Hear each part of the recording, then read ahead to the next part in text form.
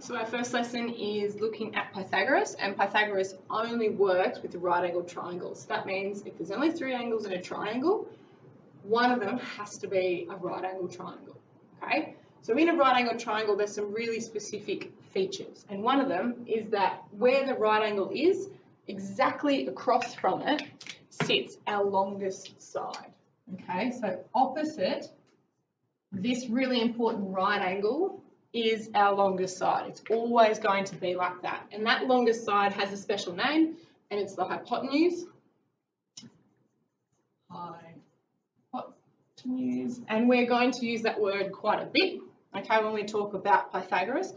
So our longest side is our most important, and we've looked a little bit at Pythagoras, and it says that in a right angle triangle, one of the short sides squared plus the other short side squared is going to equal the longest side squared. Now that pretty much means nothing to us right now because A, B and C don't mean anything. Okay, so what we have to do is give them meaning, and the way we give them meaning is to add them onto our triangles and label our sides as either A, B or C.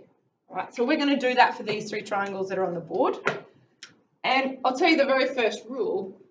Firstly, we'll get our red pen so we remember, our hypotenuse, or the longest side opposite or across from the right angle, is always C.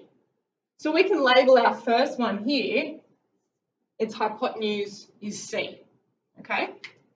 Now A and B are considered the shorter side. And when I say the shorter sides, I mean not the long side. So it really doesn't matter which one A or B is. You could have this one as A and this one as B, perfectly correct. Or you could actually have this one as B and this one as A, still also correct, right? The way I like to do it though, is to make the horizontal one, or the one running straight across, I like to make that one A.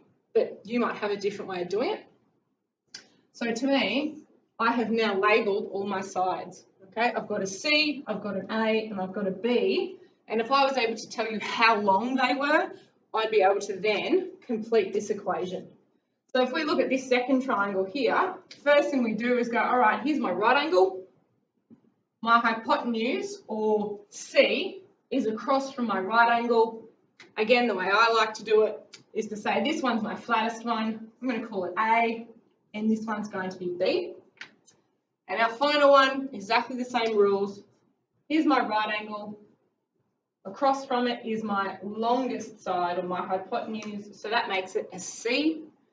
And then I'm going to just say this one is my flattest side. This one will be A, and this one will be B. Okay, same rules apply to all right angle triangles, but they must have a right angle.